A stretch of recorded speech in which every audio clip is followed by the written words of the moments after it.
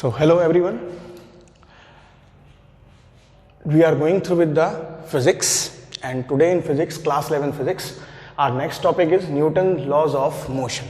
That is chapter number 5, Newton laws of motion. हम लोग समझते हैं न्यूटन लॉज ऑफ मोशन क्या होता है. अभी तक till before Newton laws of motion we have studied about what?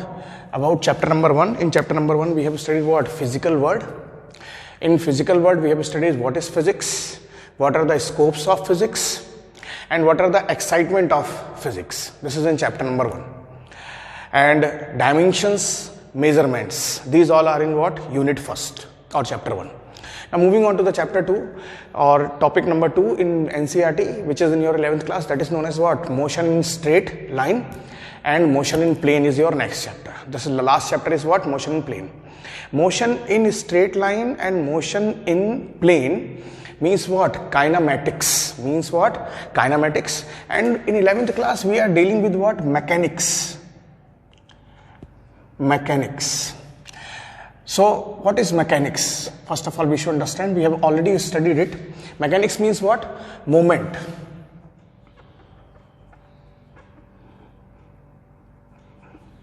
ठीक है? Study of movement of different objects. That is known as what? That is known as mechanics. तो बड़े बड़े objects, macro MACRO, macro objects का जो study हम motion के study को करते हैं उसको हम लोग क्या कहते हैं? मैकेनिक्स कहते हैं. फिर इस मैकेनिक्स के अंदर हमने पढ़ा kinematics. And in this kinematics you have studied about rest and motion. Although you have studied what? Distance, displacement, acceleration, ठीक है, velocity, all these things, but basically you have studied about what? Rest and motion. So if a body does not changes its position with the passage of time with respect to what? Surrounding. मतलब position और surrounding नहीं change हो रही है, time change हो रहा है, तो body किस में है? Rest में है. और इसमें पोजीशन भी चेंज होगी, टाइम भी चेंज होगा और सराउंडिंग भी चेंज होगी. All the things are changing, then the body is said to be in what? Motion. तो do you know what is the, if anything is moving, we don't know what is the cause. That we have not studied in kinematics. But if somehow why the body is moving,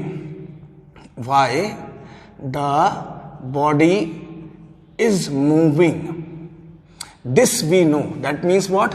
That we are able to know the cause. That we are able to know the cause of motion. Then that we said to be what? Dynamics. Then that thing is said to be what? Dynamics. तो kinematics हो या dynamics हो, दो के दोनों किसके अंदर आ रहे हैं? मैकेनिक्स के अंदर आ रहे हैं. काइनेमैटिक्स में क्या था? हम रेस्ट और मोशन पढ़ रहे हैं लेकिन उसका हमें कारण नहीं पता है. लेकिन डायनामिक्स में क्या है कि हमें रेस्ट और मोशन तो पढ़ना है, क्यों रुका हुआ और क्यों चल रहा है ऑब्जेक्ट वो हमें पता है. मतलब हमें क्या पता है? कॉज. सपोज करिए हम जो ये कॉज है, this is known as Newton laws of motion. This cause is known as what? Newton laws of motion. हम ये पढ़ेंगे इस चैप्टर में. एक्चुअल में रियल में कॉज क्या है? सपोज करते हैं यहां पर एक ब्लॉक है, ठीक है, इसका मास m था. सपोज कर लीजिए पोजीशन इसकी a थी. हमने देखा कि थोड़ी देर बाद में ये ब्लॉक यहां से यहां आ गया, सेम पोजीशन क्या हो गई? b. तो यहां पर ये किस पे था? रेस्ट पे था. और अब कैसा हो गया? ये मोशन में हो गया. मतलब अभी चल रहा है कंटिन्यूस, रुका नहीं है. ऐसा क्यों हुआ? तो हमने ये सोचा कि यहां पर कुछ ना कुछ लगा होगा और जो चीज इसके ऊपर इफेक्ट लगी होगी, एक्सटर्नल इफेक्ट लगा होगा, उसको हम लोग क्या कहते हैं? फोर्स. जो एक्सटर्नल एफर्ट लगा होगा उस ब्लॉक के ऊपर, इसको यहां से यहां मूव कराने के लिए, उसको हम लोग क्या कहते हैं? फोर्स. तो there must be some force is applied to move body from A to B and move it continuously. That is known as what? Force. And this force we are going to study in Newton laws of motion. And what is this force? This is changing the state of body. This is what? This force is doing what? Changing the state. ठीक है? तो what does the force do? It is basically changing the state of the body. That is, if it is at rest and it is in motion, the body is moved from rest to what? Motion. Somehow, if the body is going on and I am applying force in this direction, then it will what? Stop. So this is the basic thing. So do you able to understand what we are going to study in this chapter? We are going to study the cause by which the bodies are what? Moving. Suppose if this is the marker, I am holding it. It is at what? Rest. If I am applying a force in this direction, it will start moving. I am applying a force. This force we are going to study in this chapter. That is known as what? Newton laws of motion. And basically हम Newton laws of motion को पढ़ने से पहले क्या पढ़ेंगे? हम लोग force पढ़ेंगे. तो अब समझते हैं फोर्स क्या होता है. तो अब अगली चीज क्या आ गई अपने पास में? फोर्स. हमने पढ़ रखा है छोटे क्लासेस में. It is a type of a push और pull applied on a body. It is a type of a push और pull applied on a body is known as what? Force. थोड़ा सा चेंज करते हैं. हमने पढ़ा कि ये क्या कर रहा है? Change in state. Change in state of body. ये चेंज इन स्टेट कर रहा है. कौन कर रहा है? फोर्स कर रहा है. तो क्या मैं फोर्स को किसी और दूसरी डेफिनेशन बना सकता हूं? आंसर है बिल्कुल. ये क्या करता है? फोर्स किसी बॉडी के ऊपर 2-3 चीजें करता है. पहला काम क्या करता है फोर्स? किसी भी बॉडी का स्टेट चेंज कर देता है. स्टेट या चेंज इन स्टेट कर देता है. क्या कर देता है ये? Change in state. What does force? First thing what do? It change the state. Second, it can change shape. Third thing, it can change size. Force क्या कर रहा है? किसी बॉडी का स्टेट चेंज कर रहा है, किसी बॉडी का शेप चेंज कर रहा है, किसी बॉडी का साइज चेंज कर रहा है. हो सकता है तीनों एक साथ कर रहा हो सकता है कोई 2 चीज एक साथ कर रहा हो सकता है कोई एक चीज एक साथ कर रहा हो. सवाल आया ऐसे कौन से एग्जाम्पल है जहां पर? देख लीजिए.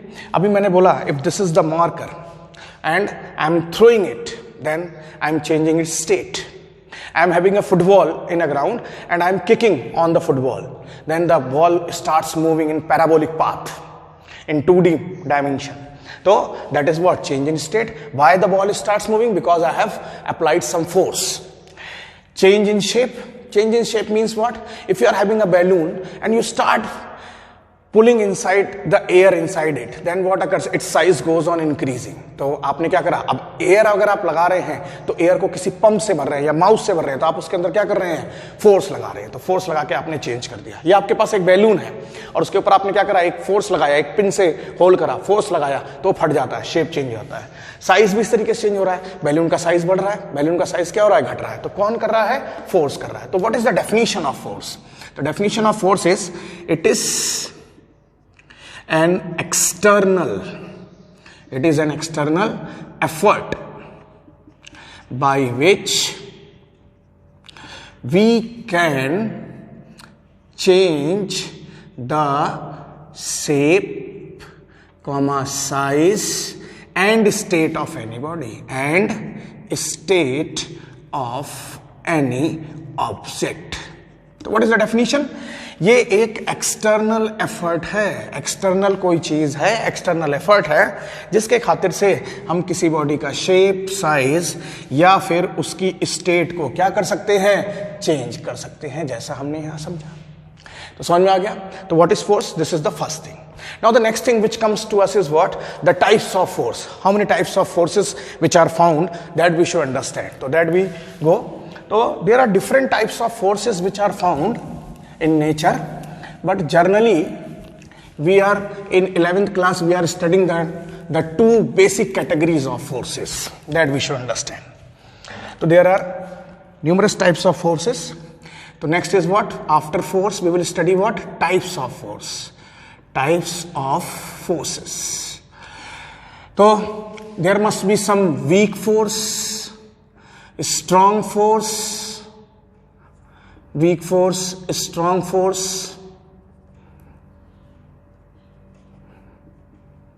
In the same way, two major classification is what? One is what? Non-contact and another is what? Contact. तो हमारे पास में 2 क्लासिफिकेशंस आए, 4 क्लासिफिकेशंस आए. एक होता है वीक फोर्स, एक होता है स्ट्रॉन्ग फोर्स, एक होता है नॉन कॉन्टैक्ट फोर्स और एक होता है कॉन्टैक्ट फोर्स. वैसे तो हम इनफाइनाइट फॉर्म में फोर्सेस को डिवाइड कर सकते हैं. Nuclear force, electrostatic force, tidal force. अभी देखेंगे, बस बेसिक क्लासिफिकेशन हमने करे. हम देखते हैं स्ट्रॉन्ग फोर्सेस कौन से होते हैं? जो न्यूक्लियर के अंदर लगते हैं. वीक फोर्सेस केमिस्ट्री में आपने पढ़ रखा वेंडर वाल फोर्स ऑफ अट्रैक्शन, ये होते हैं। बट हमारे क्लास में जो मेन है वो कौन से हैं? ये सब हम बड़े क्लासेस में देखेंगे, 12th में देखेंगे। यहां पर देखते हैं ये और ये दो main classifications. Non contact, there is no physical contact between the two bodies, तो नो फिजिकल कॉन्टैक्ट, ठीक है। एग्जाम्पल जैसा आप पढ़ चुके हैं, ग्रेविटेशनल फोर्स, ठीक है, ग्रेविटेशनल फोर्स। एक आप पढ़ेंगे आगे चल के इलेक्ट्रोस्टैटिक फोर्स, इलेक्ट्रोस्टैटिक फोर्स और इलेक्ट्रोमैग्नेटिक फोर्स, मैग्नेटिज्म। एक होता है मैग्नेटिक फोर्स, कौन सा होता है? Magnetic force. देखिए gravitational force, the force between the generated by the mass of two bodies, the force which is generated by the mass of two bodies। हम इसके बारे में डिटेल में पढ़ेंगे, चैप्टर और आएगा जिसका नाम है ग्रेविटेशन। आपकी बुक में चैप्टर आएगा जिसका नाम क्या है? ग्रेविटेशन। अभी थोड़ा समझते हैं कि एक बॉडी है जिसका मास मान लीजिए कोई m1 है, ये कोई दूसरी बॉडी है जिसका मास m2 है, इनके बीच की दूरी कितनी है? r है। तो जो फोर्स आएगा वो फोर्स F डायरेक्टली प्रोपोर्शनल होगा product of this inversely proportional to r square. Proportionality का साइन हटाते हैं, यहाँ G लगा देते हैं। G क्या होता है? Gravitational constant. 9th क्लास में पढ़ रखा है सब हमने छोटे क्लासेस में, m1 m2 upon what? Are square. ये कौन सा फोर्स होता है? ग्रेविटेशनल फोर्स होता है। तो ये कौन सा फोर्स आया हमारे पास में? Gravitational force. अच्छा, दूसरी चीज हमने एक चीज और डिस्कस करी, ये जो फोर्स हमने पढ़ा ये कैसी क्वांटिटी होती है। तो हमने देखा हमारे पास में बेसिकली 3 प्रकार की क्वांटिटीज पाई जाती हैं फिजिक्स में। एक होती है स्केलर क्वांटिटी। ये कौन सी होती है? Scalar quantity. Those quantities which are having what? Only magnitude, no directions, जैसे डिस्टेंस आपने पढ़ा था, ठीक है। दूसरी होती है अपने पास में कैसी quantity? Vector quantities. Those quantities which are having what? Magnitude as well as direction and they obeys what? They obeys vector laws of operation. आपने एक चैप्टर पढ़ा है वेक्टर्स, तो उसमें कुछ एडिशन, सब्ट्रैक्शन, मल्टीप्लिकेशन के कुछ क्या होते हैं? लॉज होते हैं, ठीक है। तो एक हो गई स्केलर, एक वेक्टर। एक और क्वांटिटी जिसको हम कहते हैं टेंसर क्वांटिटी, जिसको हम लोग कौन सी क्वांटिटी कहते हैं? टेंसर, TENSOR, टेंसर क्वांटिटी, जो किसी एक्सिस के अलॉन्ग लगती है। 3 होती हैं। तो ये कौन सी क्वांटिटी हुई? फोर्स भी एक क्वांटिटी हुई, तो ये कौन सी quantity? Does it scalar, vector और tensor? The answer comes is what? It is a vector quantity. It is what? It is a vector quantity, ठीक है। ये कैसी क्वांटिटी होती है? Vector quantity. Vector means what? Magnitude भी होगा। क्या होगा वेक्टर क्वांटिटी का मतलब? मैग्नीट्यूड, साथ में डायरेक्शन एंड क्या करेगा? ये वेक्टर लॉस को ओबे करेगा। It obeys what? Vector loss, ठीक है। ये होता है। दूसरा, इसकी एसआई यूनिट क्या होती है? तो इसकी जो एसआई, स्टैंडर्ड इंटरनेशनल यूनिट क्या होती है? एसआई यूनिट, तो वो पाई जाती है न्यूटन, NEW, स्मॉल n से लिखते हैं हम इसको हमेशा, किसी भी यूनिट को, Newton. And representation is what? Capital N। इसकी एक CGS यूनिट होती है, CGS, सेंटीमीटर ग्राम सेकंड, ठीक है। ये जो यूनिट होती है, इस यूनिट को हम कहते हैं डाइन, DYNE, डाइन, थोड़ा सा अलग नाम है, DYNE। कोई पूछ ले what is the relation between 1 dyne and newton, तो 1 newton is equal to 10⁷ dyne, ठीक है। ये याद रखिएगा, इंपॉर्टेंट रिलेशनशिप है। 1 newton is equal to 10⁷ what? Dyne. तो ये तो थोड़ा सा आपको बताना था, बेसिक वैसे पता होगा। नाउ हम पढ़ रहे थे नॉन कॉन्टैक्ट, उसमें हमने पढ़ा ग्रेविटेशनल फोर्स 2 मासेस के बीच में जनरेट होता है और उनके बीच का डिस्टेंस अगर r है तो जो फोर्स होगा वो G m1 m2 upon what? r square. ये होता है। इलेक्ट्रोस्टैटिक फोर्स चार्जेस के खातिर जनरेट होता है, मैग्नेटिक फोर्स भी चार्जेस खातिर जनरेट होता है। But these 2 forces we will study in class 12th and this we will study in class 11th। तो ये कहाँ आएगा? 11th में, और ये दोनों कहाँ आएंगे? 12th में। थोड़ा और देखते हैं इसके बारे में, ग्रेविटेशन के बारे में थोड़ा सा और देखने की कोशिश करते हैं। सपोज करिए ये अर्थ है, this is what? This is earth. In this chapter which force we will study that we are able to understand, उसको हम देखने की कोशिश कर रहे हैं, समझने की कोशिश कर रहे हैं। तो देखते हैं क्या होता है। सपोज करिए कि क्या है मेरे पास में सिचुएशन, देखते हैं, जस्ट अ मिनट। तो मेरे पास में ये क्या है? अर्थ है, दिस इज व्हाट? अर्थ, ठीक है।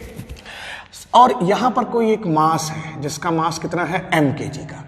and this is what, this is the center of earth, then what occurs? This earth will try to pull this object downwards, vertically downwards. Why this object is pulling downward, or why this object will try to fall downwards? Because earth is having its field, and that field is known as what? Gravity. That is known as what? Gravitational field, and that is known as what? Gravity of earth. Because of the gravity, this object will move downward. If I will say by how much force it is coming downward, by how much force it is coming downwards towards the earth, the answer is what? That force is what? M into what? G. What is G? G is gravity. Acceleration due to gravity. G is known as what? Acceleration due to gravity. Do you able to understand what is the meaning of acceleration? The meaning of acceleration is what? Change in velocity. तो आपने इसको hold करा, छोड़ा, ये नीचे की तरफ गिरना शुरू हो गया. तो इनिशियल वेलोसिटी 0 थी, फाइनल वेलोसिटी इसकी क्या हो रही है? चेंज हो रही है. तो दैट इज व्हाट. और मास को अगर हम ग्रेविटी से मल्टीप्लाई करते हैं तो क्या निकल के आता है? फोर्स. हम इस चीज को W से भी डिनोट करते हैं, जिसको हम लोग वेट ऑफ द बॉडी भी कहते हैं. क्या कहते हैं? वेट कहते हैं. ये अब आपके दिमाग में एक सवाल आया कि मैं ऑब्जेक्ट को कहीं पर भी थ्रो करूंगा, छोड़ूंगा, वो वर्टिकली नीचे गिरेगा. ये एक गलत सोच है. आंसर है, जब भी कोई ऑब्जेक्ट अर्थ पे छोड़ा जाता है तो वो वर्टिकली डाउनवर्ड नहीं, it will pull towards the centre of the earth. It will pull toward the center of the earth. Suppose करिए this is body A, here is some body what? B, and here is the mass M dash. Then it is also pulled towards the center of the earth. So every body is pulled towards the center of the earth. Here it is what? Mg. Here it is what? Mg, M dash G. If somewhere here it is, then it will push towards what? Center of the earth. This is what? M double dash. Then it is what? M double dash G. So the basic thing is that every body will be pulled towards the center of the earth. Towards the center of the earth. So this is the short description. This is a small description about what? Gravitational force. And we are using this type of force in this chapter, mg. Somewhere in numericals you will get kgf, kilogram force. इसको अगर हम convert करें Newton में तो आपको अगर जी की value कहीं पर हो सकता है, जी की वैल्यू 10 मीटर पर सेकेंड स्क्वायर दी हो, या कहीं पर जी की वैल्यू 9.8 मीटर पर सेकेंड स्क्वायर दी हो, तो आप इसको लिख सकते हैं 10 Newton for the value of ji this. और ऐसे ही आप लिख सकते हैं कि 1 kgf is equal to how much? 9.8 newton for the value of this g. So the value they are giving you for the value of G, you can write. So this is the conversion of kgf into what? Newton. This you will use in this chapter. So this is, we have discussed about what? Non-contact force. There is no physical touch between the two bodies. Now we are discussing what? The contact forces. Now we are discussing about what? Contact forces. Let me take the example of contact forces. There are numerous types of contact forces. Take an example, you are lifting a bucket. आप एक bucket को उठा रहे हैं तो आपको क्या करना पड़ता है? बकेट को होल्ड करना पड़ता है, पकड़ के रखना पड़ता है. तो वो एग्जाम्पल कैसा हो गया? वो एक एग्जाम्पल हो गया कॉन्टैक्ट फोर्स का, जिसमें मसल्स आ गए. लेकिन हम थोड़ा सा और डिफरेंट तरीके से पढ़ने की कोशिश करेंगे. तो हम बात कर रहे हैं अब contact, second classification, that is what? Contact force. तो यहां पर क्या होगा? फिजिकल टच होगा बॉडी में. दोनों बॉडीज एक दूसरे क्या करने की कोशिश करेंगे? टच करने की कोशिश करेंगे. चलिए देखते हैं. तो ये कांटेक्ट फोर्स के जो क्लासिफिकेशंस होंगे वो पहला होगा नॉर्मल रिएक्शन फोर्स. क्या होगा? Normal reaction. ठीक है, पहला कौन सा आएगा? Normal reaction. दूसरा जो आएगा वो क्या आएगा? टेंशन. तीसरा जो आएगा tension force, normal reaction force. तीसरा जो आएगा आपके पास में आएगा फ्रिक्शनल फोर्स, फ्रिक्शन. चौथा जो आपके पास आएगा वो आएगा spring force, spring force. Now हम अभी ये दो टाइप के फोर्सेस पढ़ने की कोशिश करते हैं. फ्रिक्शन चैप्टर के लास्ट में आएगा, स्प्रिंग भी एट द लास्ट आएगा. सबसे पहले समझते हैं कि what is normal reaction and how we can understand and take an example of what? Contact force. Suppose if this is any plane and here is a block. एक ये block है जिसका मास कितना है? मान लीजिए m है. तो क्या आप महसूस करेंगे? आप देखेंगे कि अगर कोई टेबल है, कुछ भी है, उस टेबल के ऊपर आपने एक बुक को रख दिया, टेबल के ऊपर आपने एक बुक को रख दिया, तो क्या आपको ऐसा महसूस होगा कि बुक नीचे गिर रही है टेबल से? तो बुक तो नीचे नहीं गिर रही है, तो क्या हो रही है? बुक पे वो स्टेबल है, रुकी हुई है. तो यहां पर भी क्या है, सपोज कर लीजिए टेबल का प्लेन है और ये एक बुक रखी हुई है, तो क्या बुक नीचे जा रही है? आंसर है नहीं नीचे जा रही है। लेकिन अभी हमने पढ़ा कि नीचे क्या है, अर्थ है, तो इसके ऊपर एक फोर्स लग रहा होगा और वो फोर्स कितना होगा, m इंटू जी, ग्रेविटी। वो फोर्स क्या लग रहा होगा, m इंटू जी। अब सपोज करिए अगर ये m इंटू जी नीचे इतना लग रहा है तो इसको नीचे आना चाहिए, लेकिन नीचे नहीं आ रहा है, नीचे नहीं आ रहा है। इसका मतलब ये जो सरफेस है, ये जो सरफेस है, ये इसके अगेंस्ट में एक फोर्स लगा रही होगी, और वो कैसा फोर्स लगा रही होगी, वो ऊपर के डायरेक्शन में फोर्स लगा रही होगी। उसको हम कहते हैं नॉर्मल रिएक्शन। इसको हम लोग क्या कहते हैं, नॉर्मल रिएक्शन फोर्स। समझ में आया? जो किसी बॉडी के ऊपर लगे, लेकिन कौन लगाए, एक सरफेस लगाए। क्या लगाए, एक सरफेस के खातिर अपोजिट डायरेक्शन में एक फोर्स लग रहा है, ऊपर डायरेक्शन में फोर्स लग रहा है, उसको हम लोग क्या कहते हैं, नॉर्मल रिएक्शन। तो do you able to understand what is normal reaction? अच्छा, बहुत सारे एग्जांपल्स हैं नॉर्मल रिएक्शंस के। सपोज करिए मैं एक एग्जांपल ले रहा हूं आपके लिए कि मेरे पास में ये कोई एक इंक्लाइंड प्लेन है। अब बताइए, मतलब नॉर्मल रिएक्शन जो फोर्स लग रहा है, कौन जो नॉर्मल रिएक्शन लग रहा है, ये लग कैसे रहा है, इट इज परपेंडिकुलर। नॉर्मल मतलब क्या होता है, परपेंडिकुलर टू द सरफेस, ठीक है। और लगा कौन रहा है इसको, सरफेस। कौन लगवा रहा है इसको, सरफेस। अब ध्यान से देखिए, अगर ये मेरे पास में एक इंक्लाइंड प्लेन है और मैंने यहां पर एक ब्लॉक रखा इस तरह से, इसका मास कितना है, m, तो आप मुझे बताइए इस पे नॉर्मल रिएक्शन, इसका वेट नीचे की तरफ लगेगा, लेकिन इसका नॉर्मल रिएक्शन कैसा लगेगा? आंसर आया नॉर्मल रिएक्शन यहां लगेगा, perpendicular to what, to the surface, making an angle of what, 90 degree. ठीक है। और ये बहुत सारे एग्जांपल्स हो सकते हैं नॉर्मल रिएक्शन के। You should understand that normal reaction is always perpendicular to the what, surface. तो ये कैसे लग रहा है, परपेंडिकुलर टू व्हाट, सरफेस। तो इसको हम नॉर्मल रिएक्शन कहते हैं। This is the first thing. तो this is what, this is first. Now moving on to the next. Next is tension. तो नॉर्मल रिएक्शन के लिए हमने क्या क्या चीजें देखी? तो नॉर्मल रिएक्शन के लिए हमने देखा कि वो किसी सरफेस पे लगता है और कैसा लगता है, परपेंडिकुलर लगता है। अब हम बात कर रहे हैं number 2, that is what, tension. तो टेंशन क्या होता है? टेंशन किसी स्ट्रिंग में लगता है। किसके अंदर लगता है? किसी स्ट्रिंग, या फिर रोप में, या फिर रॉड में, एनीथिंग, इनके अंदर टेंशन लगता है। ठीक है। मतलब बॉडी किसी चीज से लटकी हुई है, किसी धागे से लटकी है, उसके ऊपर टेंशन लगेगा। तो टेंशन एक प्रकार का क्या है, फोर्स है। देखिए कैसे इसका एग्जाम्पल देखते हैं। अगर मुझे टेंशन का एग्जाम्पल देखना है तो देखिए, ये वही एक कोई इस तरीके से ब्लॉक था और ये यहां पर रखा हुआ है और इसके आगे एक ब्लॉक और रखा हुआ है। ध्यान से देखिए, थोड़ा सा टिपिकल है, समझ में नहीं आता लोगों को, लेकिन इजीली आप समझ सकते हैं। This is A and it is what, B. और इन दोनों को मैंने एक रस्सी से बांध दिया। एक किससे बांध दिया? रोप से बांध दिया। मैं बी वाले पे फोर्स लगा रहा हूं इस डायरेक्शन में, एफ। तो क्या इस पे फोर्स लग रहा होगा? ऑब्वियसली लग रहा होगा। अब मुझे टेंशन देखना है, तो टेंशन क्या लगता है? अलोंग द सरफेस लगता है। अब ये सरफेस है, तो सरफेस से बाहर की तरफ, तो इधर टेंशन कितना लगेगा, टी। ऐसे ये सरफेस है, तो इस सरफेस से किधर लगेगा, इधर लगेगा। मतलब आप एक छाता लेकर यहां बैठ जाइए तो छाता खुलेगा किधर, इधर। यहां बैठ जाइए, छाता किधर खुलेगा, इधर। ठीक है, एक एग्जाम्पल है।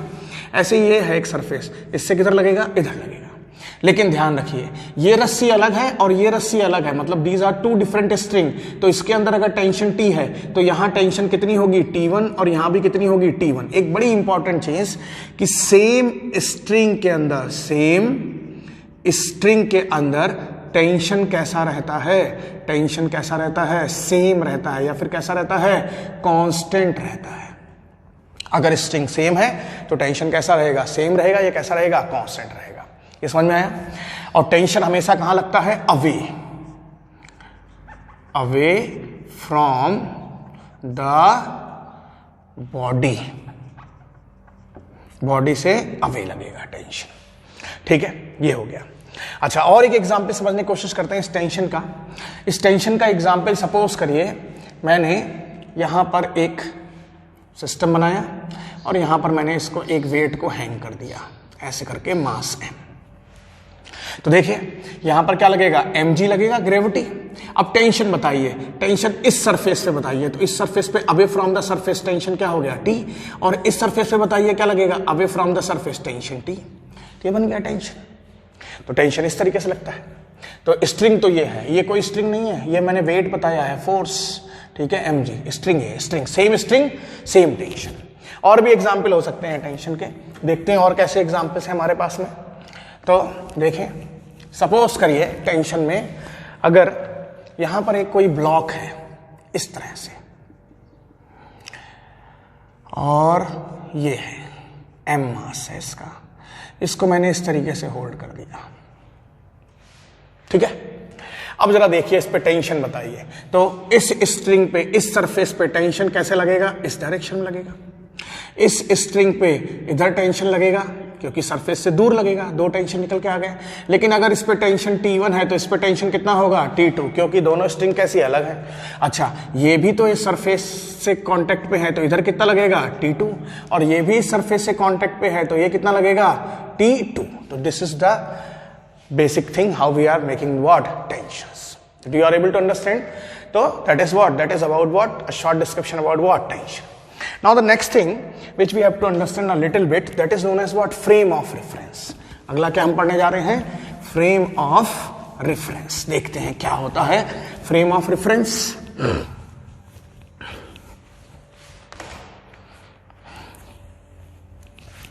So next topic is what? Frame of reference. अच्छा, ये होता क्या है? ये simply it is set of coordinates, set of coordinates. ये क्या होता है? कोऑर्डिनेट्स। कोऑर्डिनेट्स आप पढ़ चुके हो। कोऑर्डिनेट्स मतलब क्या था? आप मैथमेटिक्स में पढ़ चुके हो, एक्स वाई जेड। अगर मुझे किसी बॉडी का एक्स वाई जेड 3D पता है, मुझे एक्स पता है, वाई पता है, जेड पता है, तो मुझे पता क्या है फिजिक्स के हिसाब से? मुझे उसकी एग्जैक्ट लोकेशन पता है। क्या पता है मुझे? उसकी एग्जैक्ट पोजीशन पता है, ठीक है। तो किसी बॉडी के ऊपर अगर मैं कहीं फोर्स लगा रहा हूं तो मुझे क्या पता होना चाहिए? मुझे उस बॉडी का एग्जैक्ट लोकेशन पता होना चाहिए और मुझे उस बॉडी की एग्जैक्ट पोजीशन पता होनी चाहिए। उस चीज को हम लोग कहते हैं सेट ऑफ कोऑर्डिनेट्स, और क्या कहते हैं हम लोग? Frame of reference. तो इसलिए हमें फोर्स लगाना है, कॉस पता करना है, तो हमें उस बॉडी की लोकेशन पता होनी चाहिए, इसलिए हम फ्रेम ऑफ रेफरेंस को पढ़ेंगे। देखा जाता है कि फ्रेम ऑफ रेफरेंस के दो टाइप पाए जाते हैं। तो इसके टाइप्स, पहला होता है इनर्शियल और दूसरा होता है नॉन इनर्शियल। समझे क्या होता है inertial frame of reference? Inertial frame of reference वो फ्रेम ऑफ रेफरेंस होता है जिसके अंदर न्यूटन के सारे लॉस क्या होते हैं? ओबे होते हैं। हम पढ़ेंगे अभी Newton's laws. Newton's laws are obeyed, and in this Newton's laws are not obeyed. Newton's laws are not obeyed. No? Newton law ओबे का मतलब, इसमें आप देखेंगे आगे चल के कि इसके अंदर एक्सेलरेशन कितना होता है? 0 इनर्शियल में। इसका मतलब initial velocity is equal to what? Final velocity, ठीक है। ये हो सकती है कांस्टेंट हो, ये कैसा हो? कांस्टेंट, और initial velocity is equal to final velocity is equal to what? 0, दोनों हो सकता है, लेकिन इसमें एक्सेलरेशन 0 नहीं हो। तो ये दो चीजें हम लोग देखेंगे, इनर्शियल फ्रेम और non inertial frame. We will detail go through with what is inertial frame and what is non inertial frame. हम इनको न्यूमेरिकल्स में देखेंगे, अच्छे से हमें समझ में आएगा टॉपिक, ठीक है। तो ये फ्रेम ऑफ रेफरेंस होता है। क्यों जरूरत पड़ती है फ्रेम ऑफ रेफरेंस की? क्योंकि हमें फोर्स लगाना है, और किसी बॉडी पे तब हम फोर्स लगाते हैं जब हम उसकी एग्जैक्ट पोजीशन और लोकेशन को जान सकें। चलिए, अब इसके बाद अपने पास में जो अगली चीज आती है वो क्या है, उसको देखते हैं। फ्रेम ऑफ रेफरेंस के बाद में अगली चीज आती है जिसको हम लोग कहते हैं FBD। क्या कहते हैं हम लोग? FBD, free body diagram. क्या कहते हैं? FBD। FBD that is known as what? Free body diagram. बड़ा इंपॉर्टेंट है ये फ्री बॉडी डायग्राम को बनाने के लिए। बहुत ध्यान समझिएगा, ये बहुत ज्यादा इंपॉर्टेंट टॉपिक है बच्चों। ये आप जब कंपटीशन करेंगे तो इस पे क्वेश्चंस मान लीजिए 80% आता ही आता है। तो फ्री बॉडी डायग्राम क्या होता है वो समझने की कोशिश करते हैं। इसमें हम फ्री बॉडी डायग्राम को पढ़ने के लिए हमें एक अजम्पशन लेना पड़ता है। क्या लेना पड़ता है हमको? एक अजम्पशन। और ये अजम्पशन ये होता है कि हम जिस बॉडी के ऊपर फ्री बॉडी लगा रहे हैं, डायग्राम बनाएंगे, वो बॉडी कैसी कंसीडर करी जाएगी? Body is considered to be point object. हम उस बॉडी को कैसा कंसीडर करेंगे, एक पॉइंट ऑब्जेक्ट कंसीडर करने की कोशिश करेंगे। मतलब हम जिस बॉडी के ऊपर एफबीडी बना रहे हैं, मतलब फ्री बॉडी डायग्राम बना रहे हैं, उस बॉडी को हम कैसा कंसीडर कर रहे हैं, उसको हम एक पॉइंट ऑब्जेक्ट कंसीडर कर रहे हैं। मतलब सपोज करिए मैं एक कार पे फ्री बॉडी डायग्राम लगा रहा हूं, एफबीडी लगाऊंगा, तो मैं उस कार को कैसा कंसीडर करूंगा, एक पॉइंट ऑब्जेक्ट। पॉइंट मतलब having no length, no breadth and no height, मतलब जीरो डायमेंशंस, नो डायमेंशंस। मैं एक बंदर के ऊपर फ्री बॉडी डायग्राम लगा रहा हूं, तो बंदर भी कैसा कंसीडर करूंगा, फ्री बॉडी डायग्राम। उसमें भी मैं उसको कैसा कंसीडर करूंगा, एक पॉइंट ऑब्जेक्ट कंसीडर करूंगा। चलिए देखते हैं कैसे बनाते हैं। अभी हम बात करेंगे सिर्फ और सिर्फ पुली की।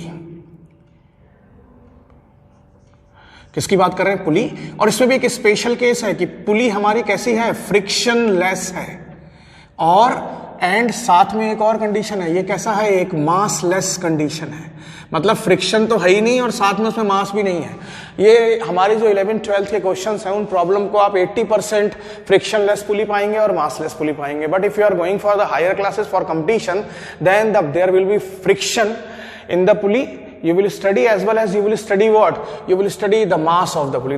Those questions generally comes in IITs, not in schooling.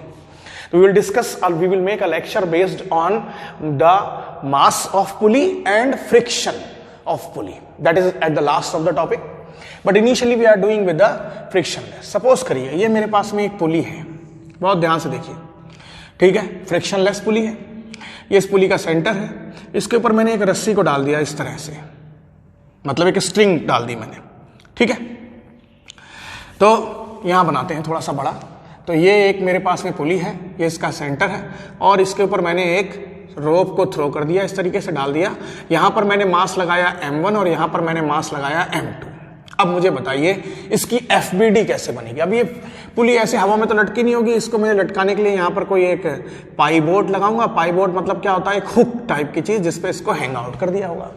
तो जरा देखिए, अगर FBD बनाए तो FBD M2 की, M1 की और पुली की, तीनों की अलग अलग FBD बनेंगी, क्योंकि ये एक अलग ऑब्जेक्ट, ये अलग ऑब्जेक्ट और ये अलग ऑब्जेक्ट, ठीक है। और तीनों ऑब्जेक्ट्स को हम कैसा मानेंगे, we will consider as what, point object. तो देखिए इस M2 के ऊपर एक नीचे M2G फोर्स लग रहा होगा। अगर इस पे नीचे फोर्स लग रहा है तो इधर क्या लग रहा होगा, सरफेस से ऊपर की तरफ में एक टेंशन लग रही होगी T। ऐसे इधर एक M1G लग रहा होगा। आप ध्यान से देखिए, ये पूरी की पूरी एक ही स्ट्रिंग है। ये स्ट्रिंग कैसी है, एक। अगर ये स्ट्रिंग एक है तो इस पे भी टेंशन कितना लगेगा, जो इस पे लग रहा है। समझ में आया? Since the string is what, same, so the value of tension will be what, same.